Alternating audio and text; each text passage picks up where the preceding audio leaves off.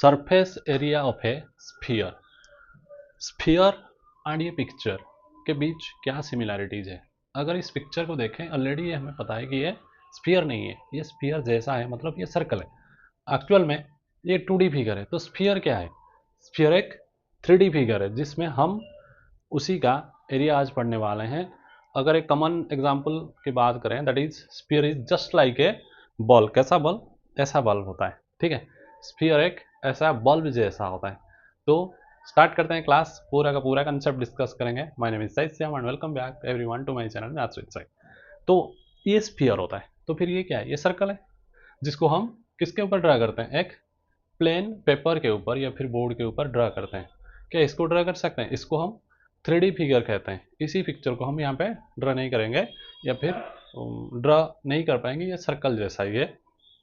इसमें क्या आता है? ये 3D फिगर आता है। क्या इसको कैसे ड्रा करें? बट इसको हम फील कर सकते हैं कि ये कैसा है। ये कैसा है? ये बॉल जैसा है। तो इसका सरफेस एरिया क्या है? ये जो सरफेस येलो कलर दिख रहा है, ओके, ये जितना भी सरफेस यहाँ पे दिखाई देता है या फिर मेरे हाथ में आता है, ये बॉल का जो भी सरफेस में टच कर रहा हूँ, that is the surface area of a sphere, ठीक है। तो बॉल हर किसी के पास होता है। ऐसे टच करके देखना कि ये जो हिस्सा हम टच कर रहे हैं, इसी को हम कहते हैं इसका सरफेस एरिया। तो इसी का एरिया क्या होता है? तो अगर हम सरफेस के बारे में पढ़ रहे हैं या फिर इसी बॉल के बारे में, तो इसको क्यों ड्रा किया? तो इससे इसी का रिश्ता होता है। कैसा रिश्ता होता है? अच्छा हमें पता है जो सर्कल होता है, जो सर्कल होता है, इसका एरिया क्या होता है? इसका एरिया होता है पाई आर स्क्वायर, ठीक है। ऐसे 4 सर्कल, कितने सर्कल?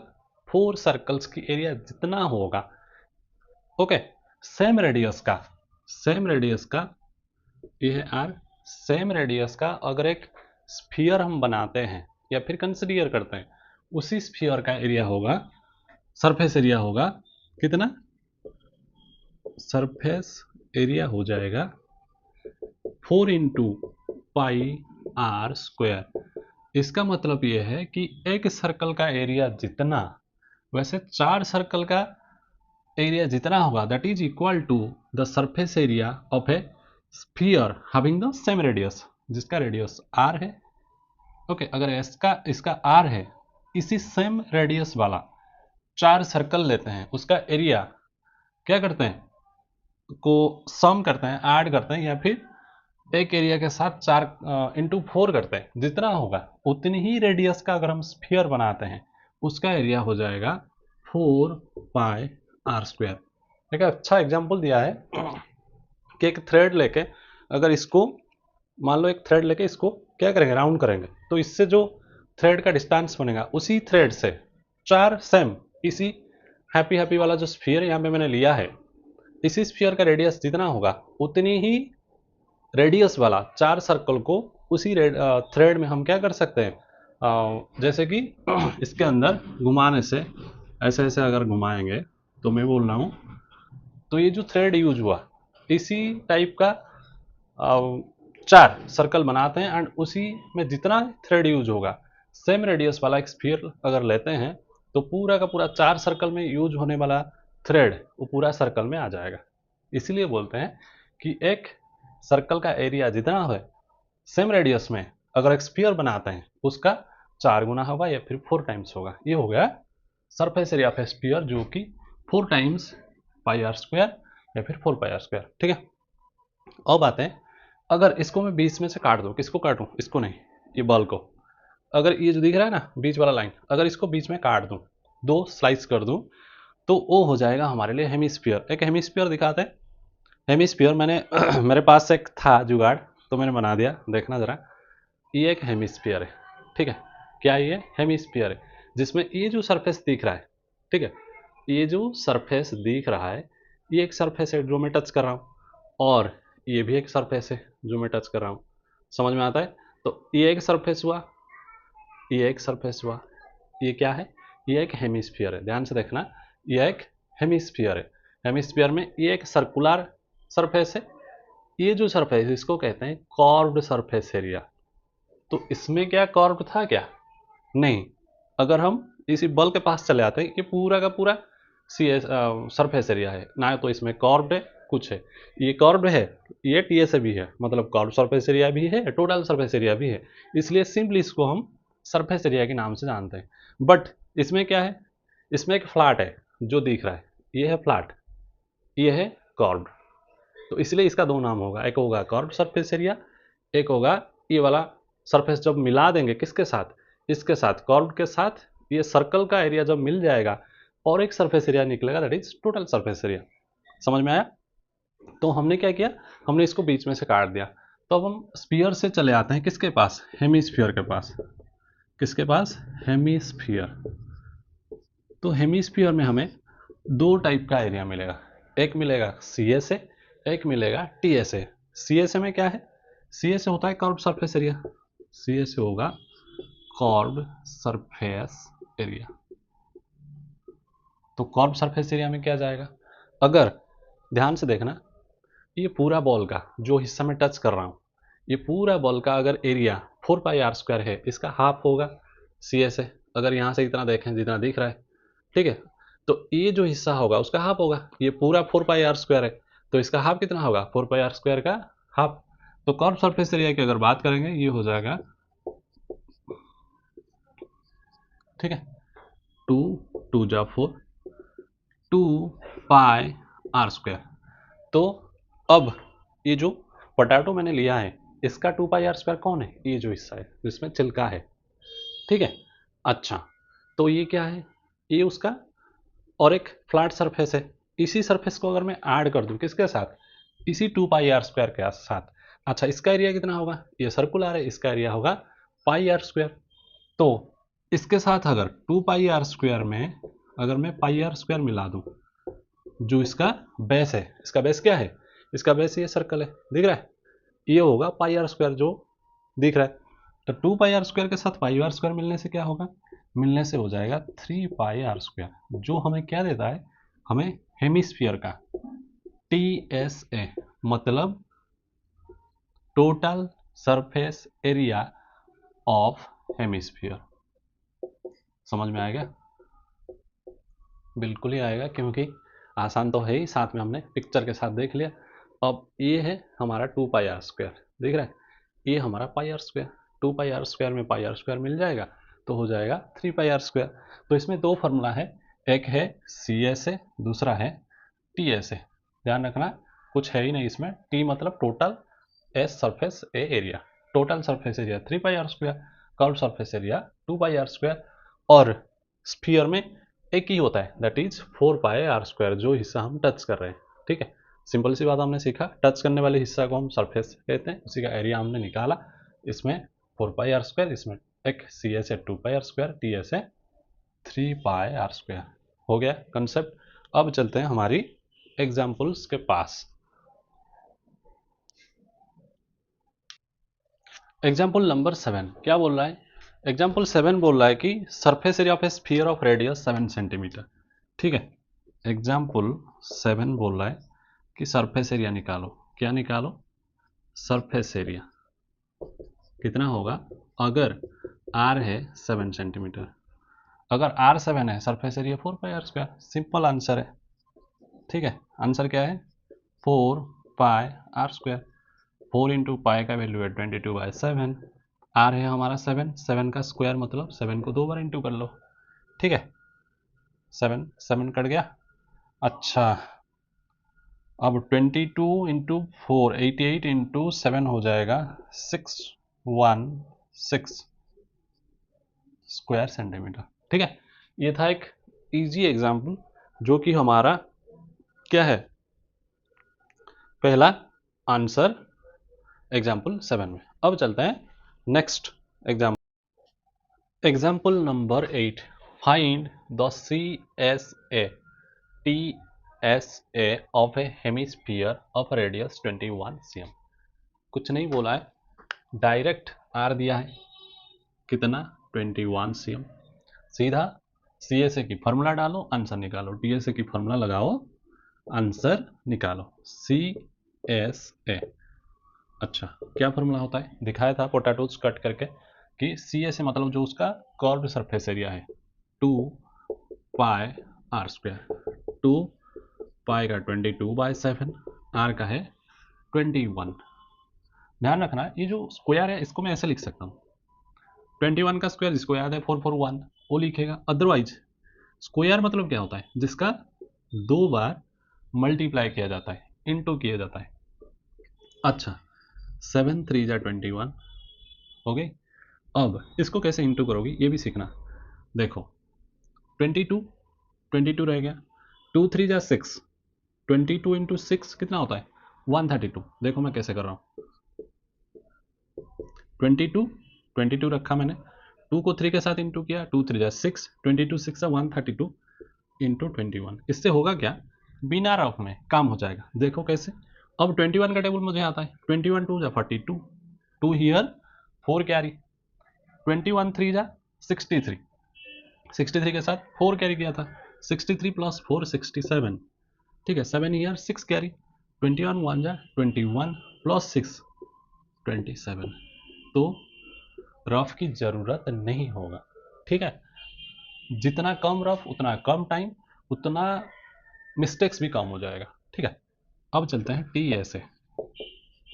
टी एस ए को ये तो 2 पाई आर स्क्वायर के साथ पाई आर स्क्वायर को ऐड कर देंगे तब भी टी एस ए मिल जाएगा, ठीक है। पाई आर स्क्वायर को अगर 2 पाई आर स्क्वायर के साथ हम ऐड करते हैं तो हमें टी एस ए मिल जाता है। पाई कितना है 22/7, आर कितना है, आर है 21 इंटू 21, ठीक है। अच्छा प्लस 2 पाई आर स्क्वायर कितना है 2772। अब देखो इसको 7 3 जा 21, सेम 22 इंटू 3 कितना है 66 इंटू 21 प्लस 2772। हो सकता है थोड़ा सा लेंदी हो बट गलत नहीं होगा। 21 इंटू 6 126, ठीक है 21 6 का कितना 126, 6 ईयर 12 कैरी, अगेन 21 6 का 126 के साथ 12 ऐड होगा, 126 के साथ 12 कैसे ऐड करोगे, 126 प्लस 10 136 प्लस 2 138, ठीक है।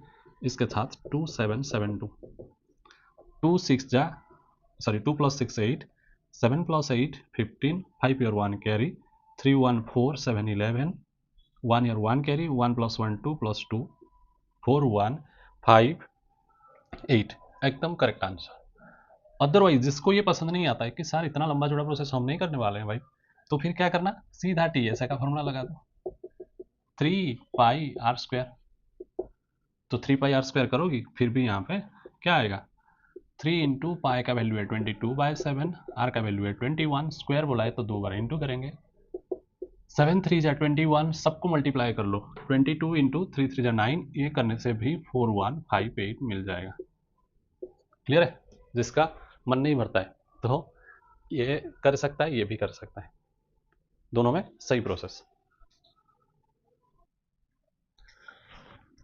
The hollow sphere in which the circus motorcyclist performs his stunts has a diameter of 7 metre.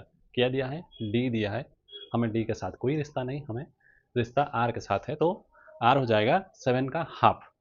Find the area, भाई साहब ए छूट गया है, available to the motorcyclist for riding. क्या पूछ रही है कि जो मौत का कुआं, कुआं बोलते हैं उसको, उसमें क्या होता है एक साइकिलिस्ट अंदर राइडिंग करता है मोटरसाइकिलिस्ट, तो वो एक स्फीयर जैसा है, उसी स्फीयर में उसको कितना एरिया मिल जाएगा अपना साइकिल क्या करने के लिए, चलाने के लिए।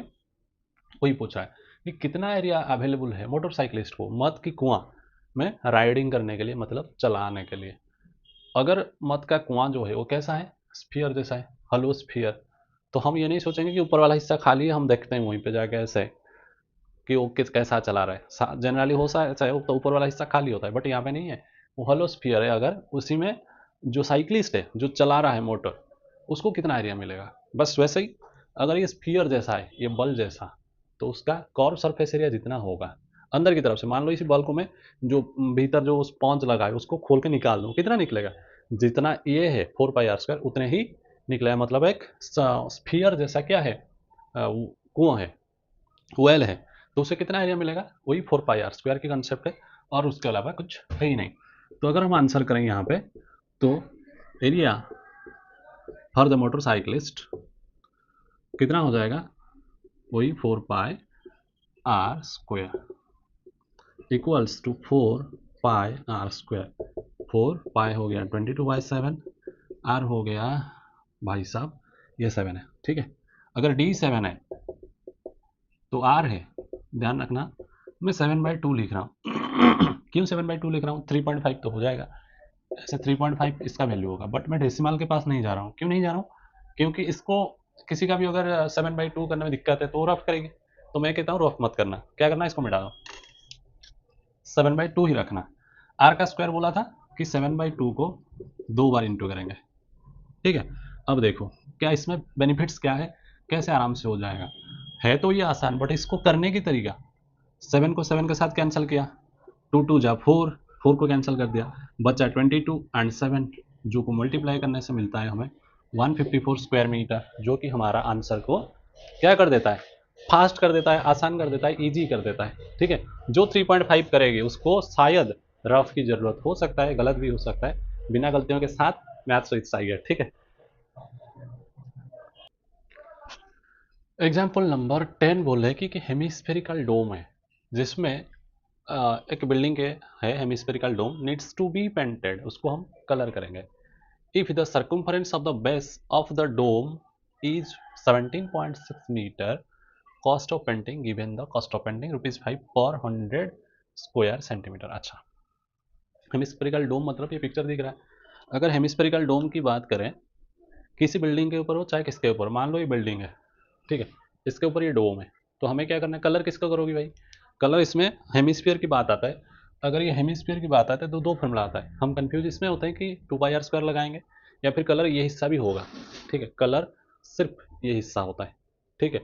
अगर बिल्डिंग के ऊपर ये है उसके नीचे जाके कलर करेंगे क्या, बिल्कुल नहीं, कौन सा हिस्सा कलर होगा, ये जो दिख रहा है, ठीक है, ये जो दिख रहा है जिसमें पोटैटो का जो छिलका है जिसमें, ये हिस्सा कलर होगा, ना तो ये नीचे वाला हिस्सा होगा। तो यहाँ पे हम ये कंफर्म हो गए कि हम जो काम करने वाले हैं that is based on CSA, क्योंकि ये नहीं जाएगा, ठीक है। तो अगर बिल्डिंग का डोम को कलर करेंगे तो CSA में करेंगे, ठीक है। अब ये हो गई कंफर्म।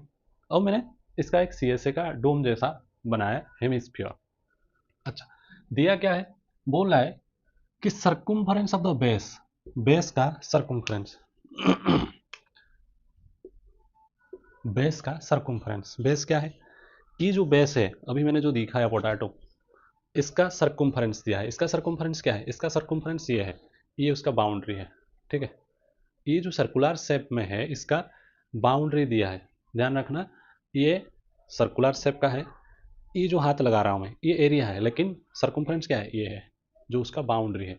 फॉर्मूला क्या है उसका, उसका फॉर्मूला होता है 2πr, क्या होता है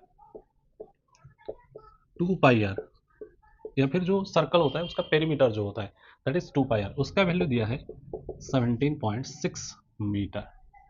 अब अगर हम इसको पेंट करेंगे, CSA चाहिए जिसमें 2πr² फॉर्मूला लगेगा, तो मुझे R चाहिए, इसी में से R निकल जाएगा, उसी R को मैं CSA में लगाऊंगा, फिर आगे पेंटिंग का कॉस्ट निकालता हूँ।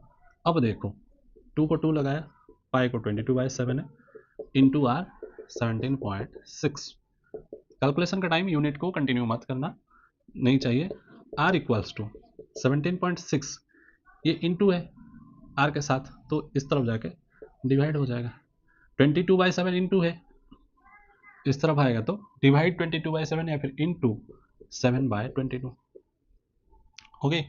अब देखो 22 टेबल में 176 आता है, 22 8 या 176, ठीक है, डेसिमल है एक नंबर से पहले इसलिए 0.8 लिख रहा हूँ, क्योंकि 22 इंटू 8 176, एक नंबर से पहले डेसिमल तो 6 के पहले डेसिमल, ठीक है। अब इसको भी काट लो, 2 इंटू 0.4 हो जाएगा 0.8, देख रहे हो। अब 4 7 जा 28, एक नंबर से पहले डेसिमल दे दिया क्योंकि ये एक नंबर से पहले डेसिमल है, तो 4 इंटू 7 गया 28, एक नंबर से पहले डेसिमल 2.8 मीटर हो गया R, क्लियर। अब इसी R को हम क्या करेंगे, CSA में लगाएंगे, किसका, डोम का। देखो 2 पाई का वैल्यू 22/7 है, R का वैल्यू क्या है 2.8 है, स्क्वायर है तो 2 बार लिख लो। अब इसको भी कैंसिल कर लेते हैं, 7 4 जा 28, 0.4 होगा क्योंकि एक नंबर से पहले डेसिमल है, 7 4 जा 28 किया, एक नंबर से पहले फिर से डेसिमल लगाया। अब इसको वैसे पुराने स्टाइल में इंटू करना कि 22, 2 4 जा 8 22 8 जा कितना 176, लेकिन हमें 25 तक टेबल जनरली याद होता है, तो 28 के साथ क्या करना पड़ेगा, इनटू करना पड़ेगा। ठीक है, अगर हम इनटू करते हैं तो हमें मिल जाएगा आंसर कितना, ये पूरा आंसर 49.4928 आ जाएगा। एक दो नंबर से पहले, तो यहाँ पे डेसिमल लगेगी, स्क्वायर मीटर। अब बात आता है कि ये सेंटीमीटर स्क्वायर में प्राइस दिया हुआ है, हम इसको मीटर में कन्वर्ट करेंगे। वी नो दैट 1 मीटर जो है 100 सेंटीमीटर के बराबर है कि नहीं। लेकिन बच्चे क्या करते हैं, x मीटर का स्क्वायर तो 100 सेंटीमीटर का स्क्वायर कर देते हैं, यहाँ पे स्क्वायर लगा तो यहाँ पे स्क्वायर लगा, ऐसा नहीं होता है। अगर इस तरफ स्क्वायर करूँ तो ऐसा स्क्वायर होता है। इसका मतलब है 1 मीटर का 2 बार इंटू करूंगा तो हमें मिलेगा 1 स्क्वायर मीटर। 100 सेंटीमीटर को 2 बार इंटू करेंगे तो क्या मिलेगा 10,000। ठीक है, 2 जीरो यहाँ पे 4 जीरो आएगा। ये हो जाता है कुछ गलतियां, सिली मिस्टेक्स। ओके, अब अभी भी बात खत्म नहीं हुआ है, अब हम इसको थोड़ा सा पलटा देता हूँ। क्या पलटा रही हूँ, 1 स्क्वायर मीटर 10,000 स्क्वायर सेंटीमीटर के बराबर, बट यहाँ पे 100 स्क्वायर सेंटीमीटर की बात कर रहे हैं, तो मैं इसको ऐसा लिख देता हूँ। क्या लिख रहा हूँ, 10,000 square centimetre equals to 1 square metre. दिख रहा है, 10,000 स्क्वायर सेंटीमीटर 1 स्क्वायर मीटर के बराबर है। अच्छा, 10,000 से अगर मैं 1 स्क्वायर सेंटीमीटर निकालूं क्या होगा, ये 10,000 उस तरफ जाएगा, डिवाइड हो जाएगा 1 बाय 10,000 स्क्वायर मीटर। मुझे कितना चाहिए, मुझे 100 स्क्वायर सेंटीमीटर चाहिए। अगर 100 चाहिए, 100 स्क्वायर सेंटीमीटर पाने के लिए इसी वैल्यू के साथ क्या हो जाएगा, 100 इंटू हो जाएगा, कर लो 1 बाय 10,000 4 जीरो इंटू 100। ठीक है, 2 जीरो कैंसिल, तो 100 square centimetre 1 by 100 square metre के बराबर है। ठीक है, क्या है 100 square centimetre 1 by 100 square metre के बराबर है। ठीक है, इसमें से मैं 1 स्क्वायर मीटर निकाल देता हूँ। क्यों निकालता हूँ, समझ में आ जाएगा। देखो ये 100 अगर इस तरफ आएगा, अच्छा इसको छोड़ दो, इसको यहाँ रहने दो, यहाँ पे जब लगाएंगे तब बेटर आंसर मिल जाएगा। ये हो गया यहाँ पे 100 स्क्वायर मीटर, इसके बदले में लिख सकता हूँ 1 बाई 100 स्क्वायर मीटर में 5 रुपीज़ खर्चा आएगा। ठीक है, 100 स्क्वायर सेंटीमीटर में 5 रुपीज़ खर्चा, या फिर 1 बाई 100 स्क्वायर मीटर में भी 5 रुपीज़ खर्चा है, क्योंकि ये दोनों अब इक्वल हो चुके हैं। तो मैं क्या लिखूंगा, अब लिखता हूँ यहाँ पे, देखो 100 स्क्वायर सेंटीमीटर कॉस्ट्स ₹5। अब इसको हटा रहा हूँ, इसके बदले क्या लिखूंगा 1 बाई 100 स्क्वायर मीटर। क्यों, क्योंकि ये दोनों भाई भाई है, मतलब इक्वल है। ठीक है, 1 बाई 100 स्क्वायर मीटर का भी कॉस्ट होगा ₹5। क्यों, इसको हटा के मैंने क्या लगाया, इसको लगा दिया। पहले ये दोनों का वैल्यू बराबर किया, बराबर क्या मतलब होता है 100 सेंटीमीटर स्क्वायर जो है 1 बाई 100 स्क्वायर मीटर के साथ इक्वल है, इसलिए इसको जब हटाया मैंने, इसको लगाया 1 बाई 100 स्क्वायर मीटर का वैल्यू भी ₹5 लगेगी। अब थोड़ा सा जगह कर लो, 1 स्क्वायर मीटर, ये 100 उस तरफ चला जाएगा, 5 इंटू 100 500 का खर्चा आएगा। 1 बाई 100 स्क्वायर मीटर का खर्चा ₹5, 1 स्क्वायर मीटर का खर्चा ₹500। क्यों, ये बाई 100 उस तरफ जाएगा तो इंटू 100 होगा। 1 स्क्वायर मीटर का खर्चा ₹500। अगर 1 स्क्वायर मीटर का खर्चा ₹500, हमारे पास 49.28 स्क्वायर मीटर है, तो 49.28 स्क्वायर मीटर का खर्चा आएगा 500 इंटू 49.28। इसमें कुछ है ही नहीं, बस फटाफट इंटू करेंगे और आंसर लिखेंगे। आंसर हो जाएगा हमारा कितना, 24640। इसको सीधा इंटू करते हैं, रुपीज 24640 रुपीज हो जाएगा हमारा क्या, खर्चा। ठीक है, तो ये था पूरा का सरफेस एरिया एंड वॉल्यूम्स का, sorry surface area of sphere का concept with up to example number 10। Next class में इसका एक्सरसाइज शुरू करेंगे। Thank you.